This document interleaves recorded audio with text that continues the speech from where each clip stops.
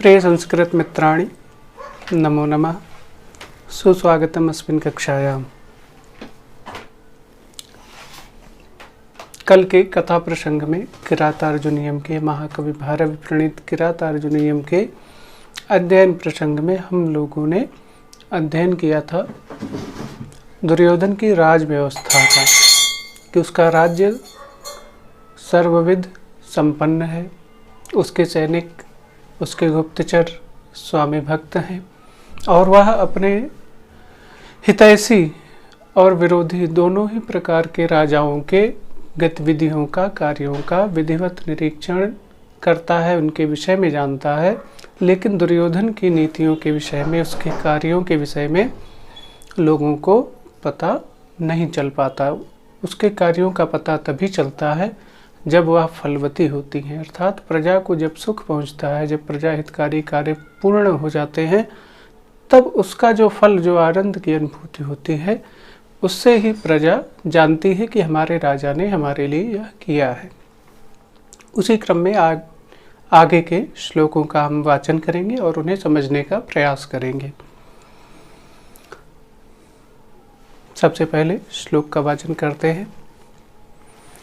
Praline भूपालमपि स्थिरायति, praline भूपालमपि स्थिरायति, प्रसाद दावारिधि भुवमण्डलं भुवः, प्रशासदावारिधि मण्डलं भुवः, सचिन्तयत्येवभियस्त्वदेष्यति, रहो दुरन्ता बलवद्विरोधिता, रहो दुरन्ता बलवद्विरोधिता, प्रलीन भूपालमपि स्थिरायति, प्रशासदावारिधि मण्डलं भुवः,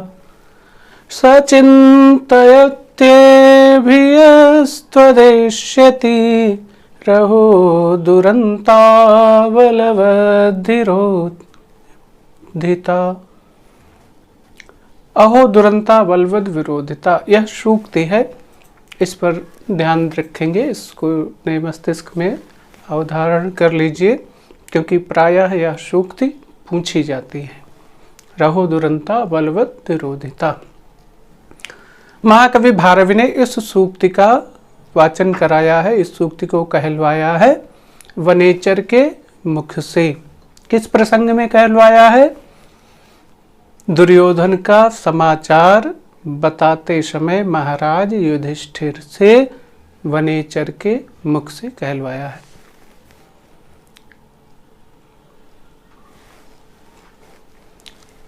अब देखिए, प्रलीन भूपालमपि स्थिरायति, सह दुर्योधनः प्रलीन भूपालम स्थिरायति आवारिधि भुवः मंडलम प्रशासत अपि, त्वत् एष्यति भियः चिन्तयति एव, अहो बलवद विरोधिता दुरंता। अर्थात सह दुर्योधनः प्रलीन भूपालम, के भूपालाः प्रलीनाः भूपालाः यस्मिन् तत्, अर्थात ऐसे राजा जिनको उसने क्या किया है? समाप्त कर दिया है। तो ऐसे राजा कौन से होंगे? जो उसके शत्रु राजा होंगे। अर्थात शत्रु राजाओं को जिसने समाप्त कर दिया है, अपना राज्य निष्कंटक कर लिया है। सह दुर्योधन प्रलीन भूपालम, यानी जिसके शत्रु राजा समाप्त हो चुके हैं, नष्ट हो चुके हैं। और स्थिरायति, स्थिरायति स्थिराः आयति यस्य तत्, यानी जिसका राज्य भविष्य में क्या है? सुस्थिर है, यानी दीर्घ काल तक जिसका राज्य निष्कंटक है, जिस पर कोई आक्रमण करने वाला नहीं है, ऐसा सुस्थिर राज्य। और आवारिधि भुवः मंडलम प्रशासत अपि। आवारिधि, वारिधि कहते हैं समुद्र को, आवारिधि समुद्र पर्यंत, भूमंडलम पृथ्वी को, समुद्र पर्यंत पृथ्वी पर, भूमंडल पर, प्रशासत अपि प्रशासन करता हुआ, शासन करता हुआ भी, त्वत एष्यति हे महाराज युधिष्ठिर, त्वत आपसे, आप सभी भाइयों से, पांडवों से, एष्यति भियः, एष्यति यह भी भविष्यकालीन है कि संभावित है, आगमिष्यति, एष्यति आगमिष्यति, आपसे भय आएगा या आपका भविष्य में उस पर आक्रमण हो सकता है, भविष्य में आप अपना राज्य छीनने का प्रयास करेंगे, इस भय से।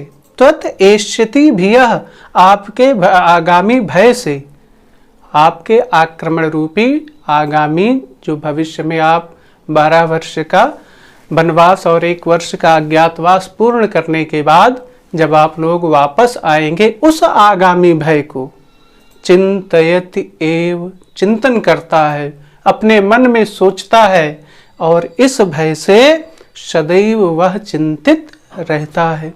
मतलब कि एक तरफ तो इतना बड़ा सम्राट है, उसके अधीन सारे राजा हैं, सुस्थिर है उसका राज्य, किसी प्रकार का कोई खतरा नहीं है, लेकिन आप वनवासी हैं, पर फिर भी आपकी शक्ति, आपके धर्म, आपके गुण और आपके प्रजा वात्सल्य के गुणों के कारण मन ही मन वह भयभीत रहता है कि कहीं ऐसा ना हो कि वह आ जाए या उनके लिए हमारी प्रजा में विद्रोह हो जाए, या कोई उनका शत्रु गुप्त रूप, आपका मित्र गुप्त रूप से उसके ऊपर नजर न रखे हुए है। नाना प्रकार से आपके विषय में, आपके आगामी भय के विषय में, आपके संभावित योजनाओं के विषय में वह चिंतित रहता है। कौन? जिसका प्रलीन भूपालम स्थिरायति आवारिधि भुवा मंडलम प्रशासतः, यानी जिसके कोई शत्रु राजा नहीं है, जिसकी समुद्र पर्यंत सीमाएं फैली हुई हैं, और जिसका सुस्थिर दीर्घ काल तक भविष्य जिस राज्य का स्थिर है, जिस राज्य पर किसी प्रकार का निकट भविष्य में कोई खतरा नहीं है, वह राजा दुर्योधन आप पांडवों से भयभीत रहता है, संभावित आक्रमण के भय से भयभीत रहता है। क्यों? क्योंकि अहो बलवद विरोधिता दुरंता, अहो दुरंता बलवद विरोधिता। यदि आपका शत्रु बलवान है, वह आप पर आक्रमण नहीं भी कर रहा है, लेकिन फिर भी आप उसके भय से निरंतर चिंतित रहेंगे, क्योंकि बलवान शत्रु से विरोध करने पर भविष्य सुरक्षित नहीं रहता है, भविष्य के प्रति आशंका बनी रहती है। यही इस सूक्ति का तात्पर्य भी है।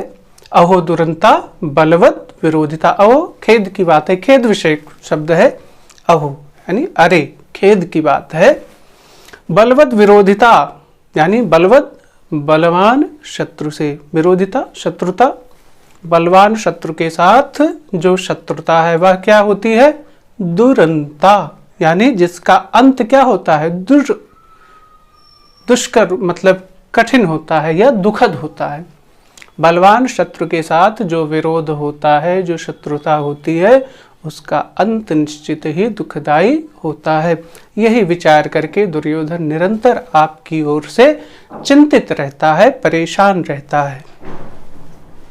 अगला देखें। कथा प्रसंगेन जनैरुदाहृता अनुस्मृता खण्डलसून विक्रमः तवाभिधानाद्व्यथते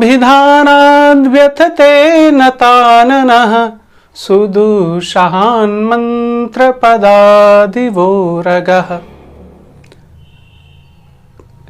आपके प्रति भयभीत रहता है, इसका पता मुझे कैसे लगा, इस बात को बता रहा है कि आपकी ओर से वह भयभीत है, चिंतित है। इस बात को मैंने कैसे जाना, इसका लक्षण कैसे पता लगा? कथा प्रसंगेन जनैरुदाहृतात् अनुस्मृताखण्डलसूनु विक्रमः तवाभिधानाद् व्यथते न ताननः सुदुषान् मंत्रपदादिवोरगः।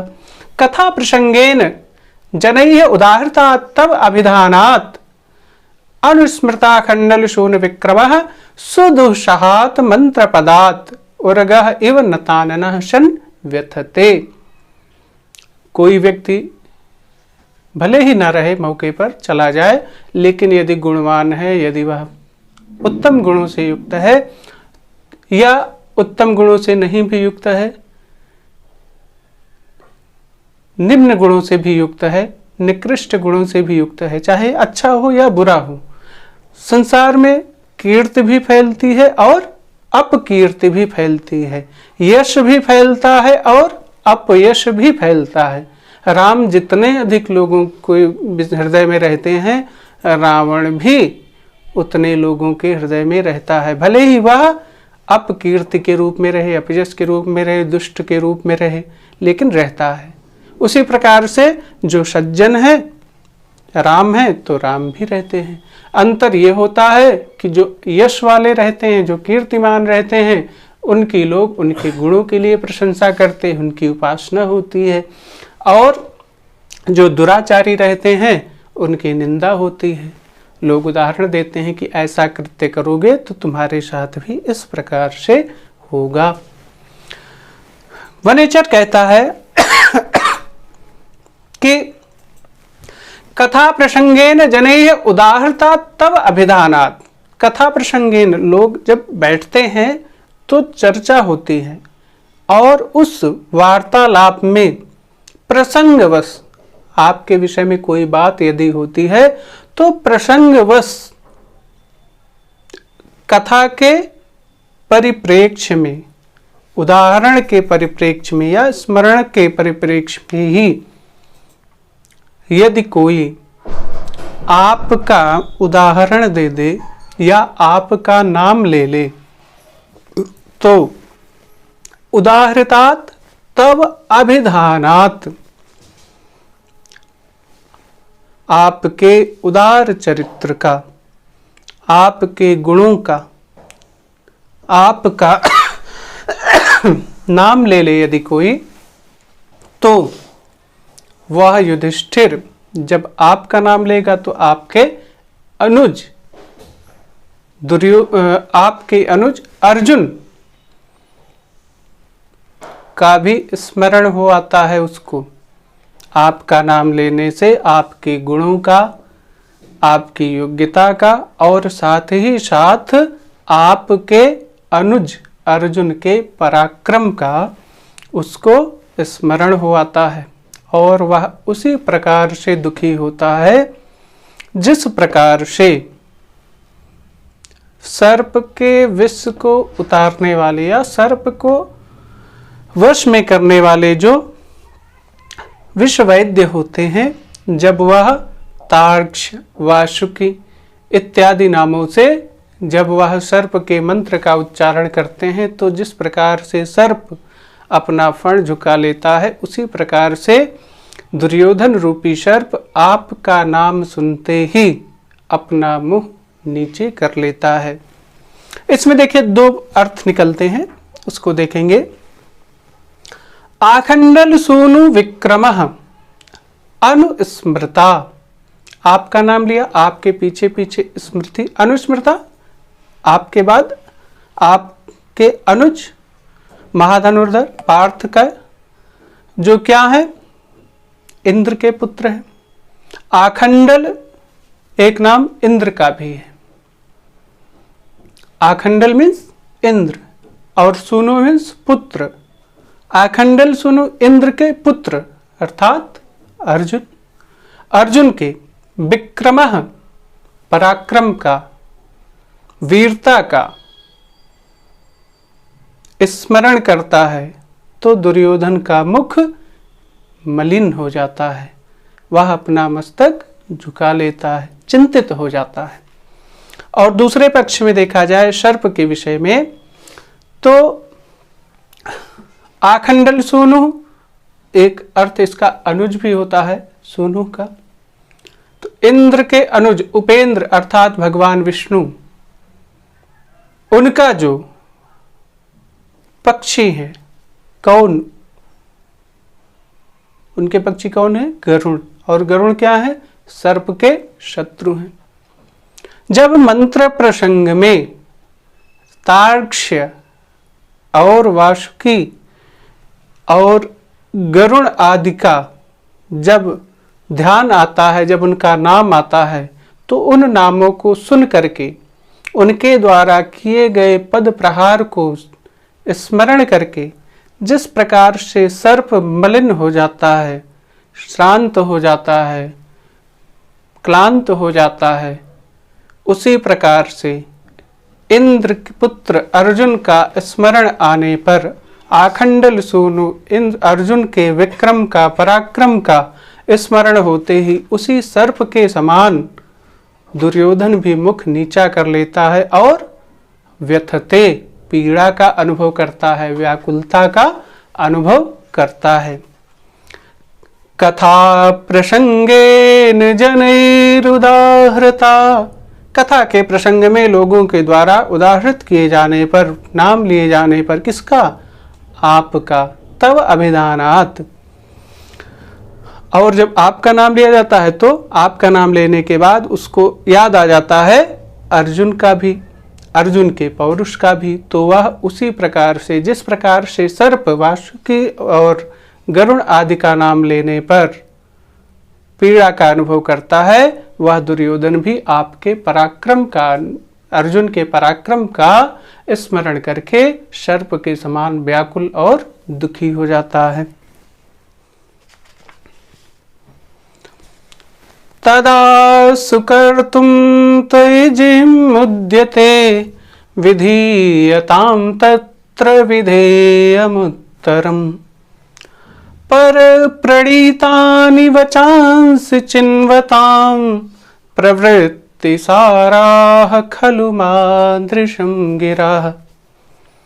तदा सुकर्तुं त्वयिजीयमुद्यते विधीयतां तत्र विधेयमुत्तरम् पर प्रणीतानि वचांसि चिन्वतां प्रवृत्तिसाराः खलु मादृशां गिरः। सा दुर्योधना, वह दुर्योधन व्याकुल होता है। और जब व्याकुल होगा व्यक्ति तो क्या होगा? जब किसी के प्रति हम चिंतित होंगे तो क्या होंगे? जब हमको किसी से खतरा महसूस होगा तो फिर हम क्या करेंगे? उसको छल बल कल साम दाम दंड भेद किसी भी प्रकार से उसको जीतने की कोशिश करेंगे। तो दुर्योधन भी, क्योंकि वह आपसे भयभीत रहता है, आपका स्मरण होते ही व्याकुल हो आता है, इस कारण वह आपको फिर से कपट से जीतना चाहता है, क्योंकि जानता है पराक्रम से जीत नहीं सकता, धर्म से जीत नहीं सकता, तो फिर कपट से ही, छल से ही आपको जीत सकता है। तत्त्वजिह्मं कर्तुम उद्यते तत्र विधेयम उत्तरम आशुः विधीयताम।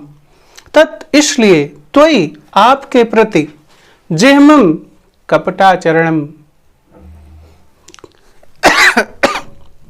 जिह्मं कपटाचरणम कर्तुम करने के लिए, उद्यते तत्पर हो गया है, तैयार है बिल्कुल कि किसी भी प्रकार से आपको कहीं पर भी धोखा कर सकता है आपके साथ।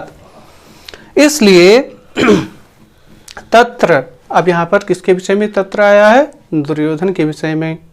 इसलिए आप उस दुर्योधन के विषय में विधेयम उत्तरम आसुः विधीयताम, विधेयम करणीय, या उसका प्रतिकार कैसे करना है, उसको उत्तर किस प्रकार से देना है, ऐसा विधेयम करणीयम कर्म, जो करणीय कार्य है, तद उत्तरम, वह उत्तर, वह प्रतिकार या वह नीति, आशु शीघ्रता पूर्वक विधीयताम करें, शीघ्र ही उसके कपटाचरण का, उसके दुष्कृत्य का, उसकी दुर्नीतियों का निरोध करने का जो उपाय है उसको आप शीघ्रता पूर्वक कीजिए। क्योंकि वह कपटी है, एक बार आपके साथ कपट कर चुका है और आपसे भयभीत रहता है, तो पुनः वह आपके साथ किसी प्रकार का कपटाचरण कर सकता है, आपको धोखा दे सकता है। तो उसके रोकने का, उसको उत्तर देने का जो विधान है वह आप शीघ्र ही करें। और ऐसा क्यों करें? मेरी बात को मान करके। और हमारी बातें मतलब क्या है? गुप्तचर की बातें। वनेचर कहता है कि पर प्रणीतानि वचांस चिन्वताम, या मैं स्वयं नहीं कह रहा हूं, मैं नगर में घूमा हूं और मैंने बहुत से लोगों की बातों को सुना है। पर प्रणीतानि अर्थात पर मतलब दूसरों के, प्रणीतानि विधान किए हुए या कहे हुए, दूसरों के द्वारा कहे गए वचांस वचनों को या बातों को या प्रजा के मुख से सुनी गई बातों को चिन्वताम संग्रह करते हुए, चुनते हुए, चयन करते हुए, मादृशाम मुझ जैसे, अर्थात अब यहाँ पर मुझ जैसे का मतलब क्या हो जाएगा? वनेचर क्या है? गुप्तचर है। तो कह रहा है मुझ जैसों की, अर्थात अपने गुप्तचरों की गिरह वाणी को प्रवृत्ति साराह खलु, निश्चित रूप से प्रवृत्ति साराह वार्ता तत्व वाली बातें होती हैं। अर्थात वह सैकड़ों लोगों की बातों को सुन करके जो निचोड़ निकालता है, जो तत्व निकालता है, वही आपके आगे आकर के बताता है। कौन? गुप्तचर। और मैं आपका गुप्तचर हूँ। मैं हस्तिनापुर जा करके और लोगों की बातों को सुन करके और फिर उस प्रकार के उन सारी बातों को, हजारों लोगों की बातों को सुन करके और उनकी जो तत्व हैं उसको मैं आपके सामने, जो सार तत्व हैं, जो उसका निचोड़ है, मैं वह आपसे बता रहा हूं। इसलिए आपको मेरी बात पर विश्वास करना चाहिए।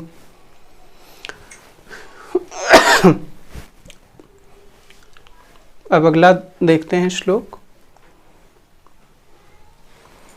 इति रीत्वा गिरिमात् शतक्रिये गतेथ पत्यो वन सन्निवासिनाम् प्रवेश्य कृष्ण सदनं महीभुजा तदा चक्षेनुज सन्निधौ वचः।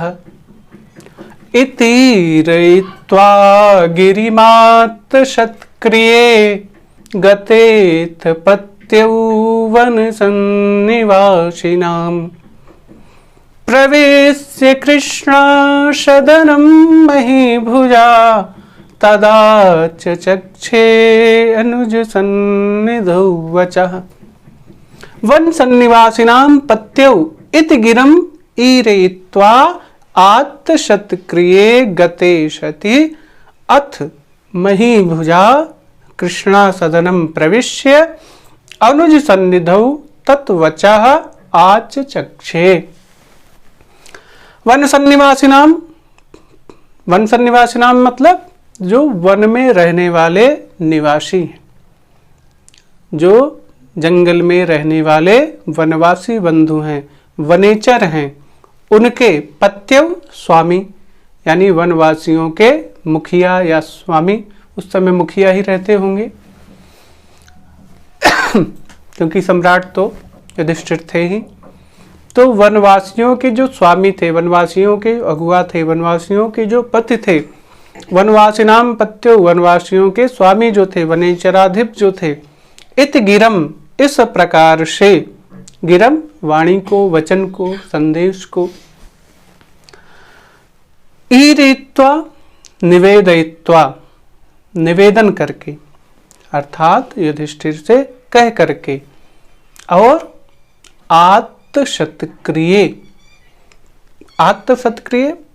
प्राप्य पारितोषकम, जब इतना संदेश लाया, इतनी सारी बातों को किया, तो महाराज युधिष्ठिर ने उसे खाली हाथ नहीं भेजा, बल्कि उसे इस संदेश को लाने के लिए पुरस्कार प्रदान किया। कौन सा संदेश?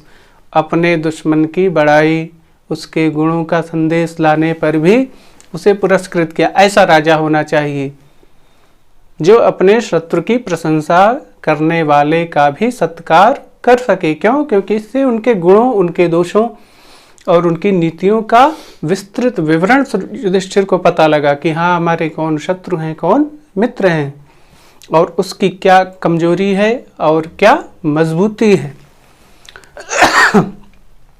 तो युधिष्ठिर ने उसको, वनेचराधिप को, या जो गुप्तचर था उसको आत्मशतक्रिय पारितोषिक दिया, सम्मानित किया, और सम्मान पा करके गते शति, वह वनेचर जब चला गया तब, अथ इसके बाद, महीभुजा महाराज, कौन? युधिष्ठिर, महाराज युधिष्ठिर, कृष्णा सदनम, कृष्णा एक नाम है द्रौपदी का, द्रौपदी के कई सारे नाम हैं, तो उसी में से एक नाम है, अग्नि से उत्पन्न थी इसलिए एक नाम उसका हो गया अग्निजन्मा। द्रुपद की पुत्री थी इसलिए नाम पड़ा द्रौपदी। पांचाल देश की कन्या थी, राजकुमारी थी, इसलिए एक नाम है पांचाली। और भगवान कृष्ण उसे अपनी बहन मानते थे, इसलिए एक नाम है उसका कृष्णा। कृष्णा सदनम, द्रौपदी की कुटिया, द्रौपदी के भवन में प्रवेश करके, अनुज सन्निधौ, अनुज मतलब छोटे भाई, अब युधिष्ठिर से जितने थे वो सभी छोटे ही थे, तो अपने छोटे भाइयों के बीच, तत्वचः, तत् उसके, किसके? वनेचर के, जैसा वनेचर ने महाराज युधिष्ठिर को बताया था, जो सूचना महाराज युधिष्ठिर को दी थी, उसके वचः, वाणी को, अपनी तरफ से नहीं, जैसा वनेचर ने कहा उसी की वाणी को आज चक्षे वर्णन किया, बताया, द्रौपदी को बताया और अपने छोटे भाइयों को बताया कि वनेचर हस्तिनापुर से इस प्रकार का समाचार लेकर आया है। तो उम्मीद है कि आप लोगों को इस क्लास से जानकारी अच्छी प्राप्त हुई होगी, और आज के वीडियो में बस इतना ही। वीडियो को लाइक करें, शेयर करें और कमेंट करें।